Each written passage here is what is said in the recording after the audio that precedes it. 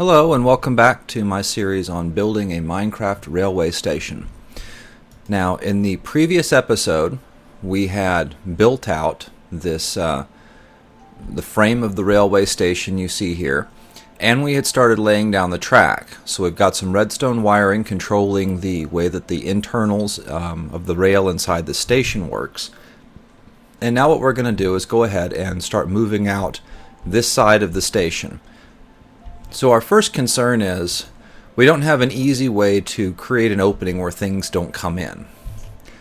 In the previous versions of Minecraft, there was you could basically put some soul sand right out here as a cheap out.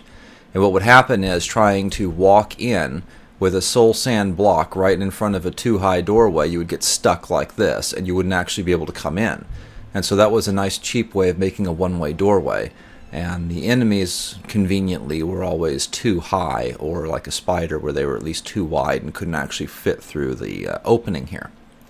Now, later versions of Minecraft, they took that out. So now we need a more complicated mechanism to seal this doorway. And moreover, what we need is a mechanism that when we get on the rail line and we start to go towards this door, it just magically opens for us and lets us go out. And then when we come back in from this side, it does the same thing. It just magically opens for us and lets us come back in. Now the solution that I've been using is I guess I can go ahead and do that, is a sticky piston. I'll go ahead and set up here with a glass block on it. Now I use a glass block because things can't see you through it, and it allows you to still see out the doorway. It's a little bit cleaner looking solution. So there's our glass block. Now the piston's retracted, and that's not the way we want it. By default, we want this block covering the doorway. So let's go ahead and let's start building out over here, and we're going to fix that problem. So I have to build out two, and the reason is with redstone and these things, you have to make sure that the redstone forms the line that goes into it. If I had done this, and I had just run the wiring past it,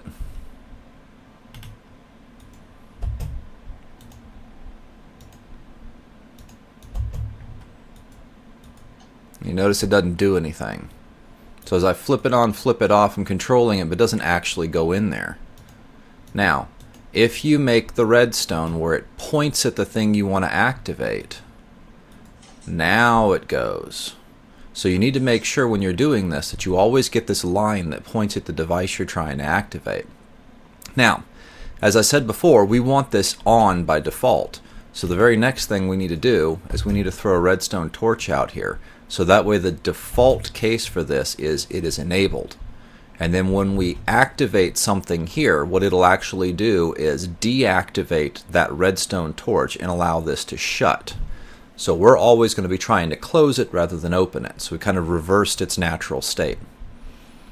Now before we get too far along, let's go ahead and let's start putting out some build out down here.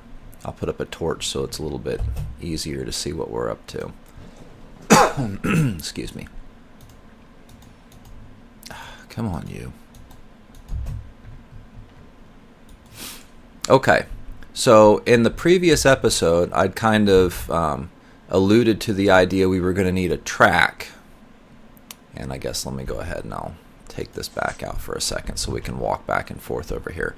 That we were going to need a detector rail on the main track, and this was going to activate something outside.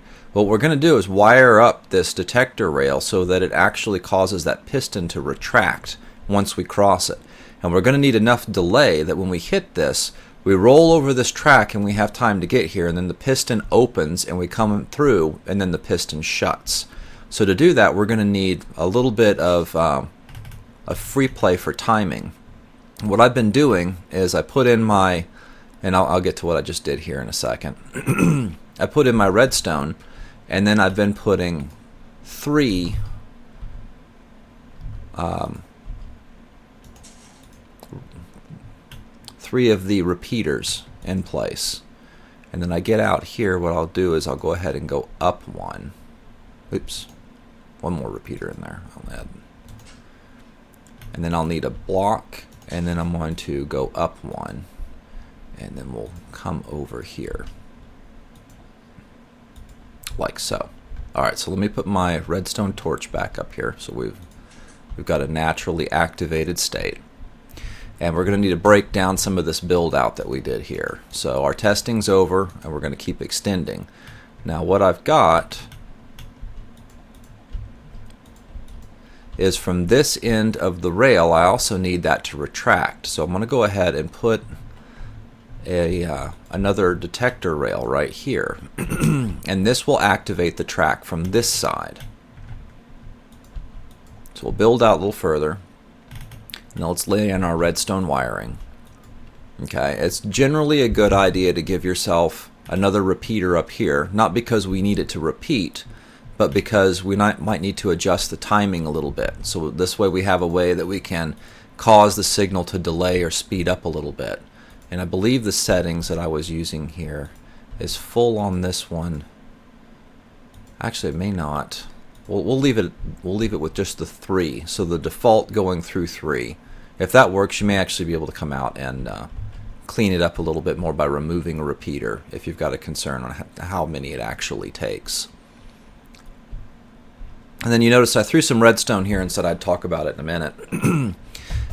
If you remember from the first episode, I had this nifty little way of just causing the piston to retract. And all that is a button that's thrown on a block that is over the redstone. When I push it, it'll activate the same circuit that line in there does. Now you notice when I hit this, it gives me a feel for about how long that it takes before this thing retracts and comes back. Let's go ahead and adjust it a little bit.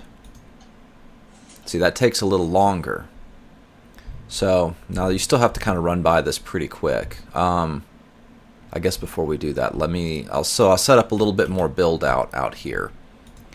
And I'm gonna add a power rail to kind of speed up our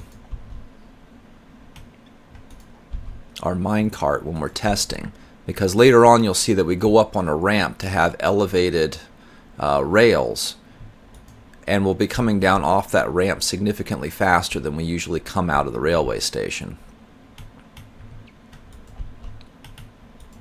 Okay, so here's some simple build out so that we can test this thing. There.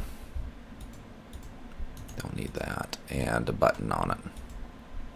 Okay, so let's throw a minecart on it and let's see what it does.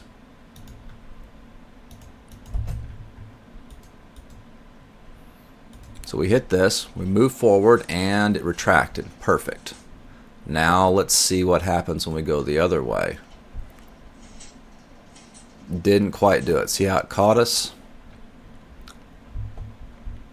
Let's see if we can avoid that. So let's adjust it a little bit more.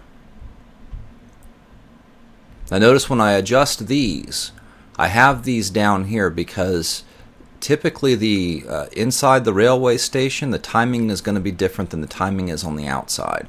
So this one, even though we threw it in there, we didn't actually seem to need it. Inside the station, though, we're running into some difficulty getting the timing adjusted just right. Coming out this way, perfect. And so there you have it. So here's how we are able to keep our railway station with this magical door that allows us to go in and out when we're riding the rail. Now you'll hear this, there's a little bit of a side effect here that you're going to hear going on, and it's when I run out of this, I hit that second detector plate out there, so this actually opens and closes twice. If you want to go through the extra work to try and clean that up and make the signal where it understands somehow, some way that you've already come out and don't do it again, then you could do that. At this point, getting it this far along, I was happy enough. Now we want to put a button on the inside. This is again right over where we ran that redstone out, so when I push that button, it retracts it as well. So now I have an easy way that I can get out this door, not have to constantly break the redstone, break the glass block up there, and I can get in and out if I need to. Now this is a benefit over the previous railway design. Again, if you download and look at the HurleyAllcraft Minecraft world that I was showing you in the web browser earlier, you'll notice it just has the single doorway where you can't enter, and because of that, if you go out the railway station one way, you're going to have to actually go around to come back in the doorway. So in a way, this is kind of a little bit nicer. If you find yourself out on the rails because maybe your minecart stalled out, Minecraft ran too slow, and the power rail didn't push you something, there's an easy way to actually get back in. Okay, so now that we've got this working, next build out is going to be to begin setting up the two-way elevated track. And we'll go ahead and we'll pick that up on the next episode. Again, trying to break this up so that it's not a uber long watch. And you can just review parts of it if you want to build one of these as needed without having this giant video to try and navigate through. So until next time, hopefully I'll see you on the next episode to come, and hopefully you enjoyed this one. Thank you very much.